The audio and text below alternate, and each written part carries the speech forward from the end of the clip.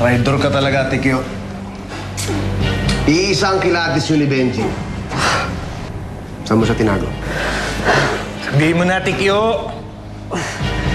Mo, hindi ko talaga alam sinasabi mo. Kumanta na sa uta mo eh. Umpisal ka na rin. Hindi ko talaga alam kung nasan sila. Maniwala ka sa...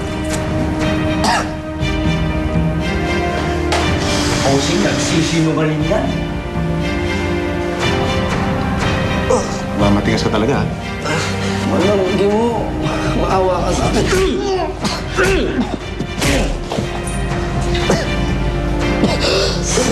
Ano?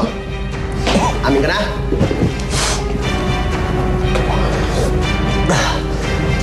Kahit patayin mo ako, wala akong sasabihin. Hindi ko alam kung nasan si Ben at si Sarina.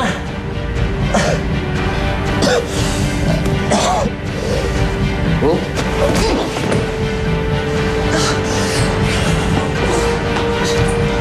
Sabihin mo kay Benji, ha? Hayop siya. Sa oras na nakita ko siya, hindi na siya makakatakbo pag durog-durog na buto niya! Saan ba talaga tayo pupunta? Sa kaibigan ko. Kaya sigurado ko hindi tayo masusunod ni Gimu dito. Ano ba yan? Okay na po. Desa? Sarina? Ben! Nakakaloka ka, friend. Ano bang naisip mo't ginawa mo yun, ha? Buti bumalik ka na sa inyo. Desa, hindi pa ako umuwi eh. Kailangan namin ng tulong mo. Namin? Sino kasama mo?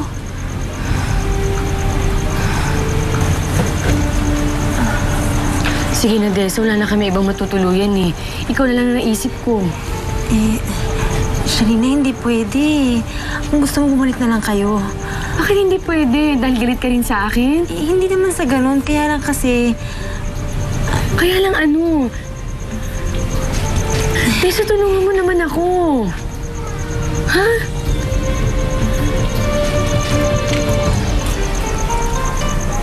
Nelson?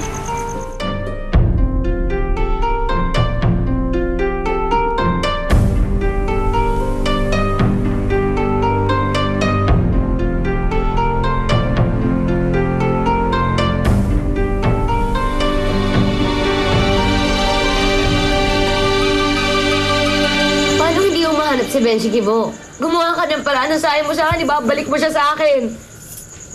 Alam mo naman si Benji, madulas pa sa palos yun eh. Pero hindi sila pwede magsama ng matagal ng Sharinang yun. Paano ko mabuntis yung babaeng yun? Paano ko magpakasal na rin sila?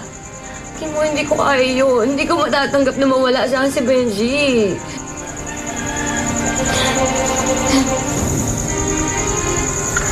Ano yan? Umiiyak lang ganyan.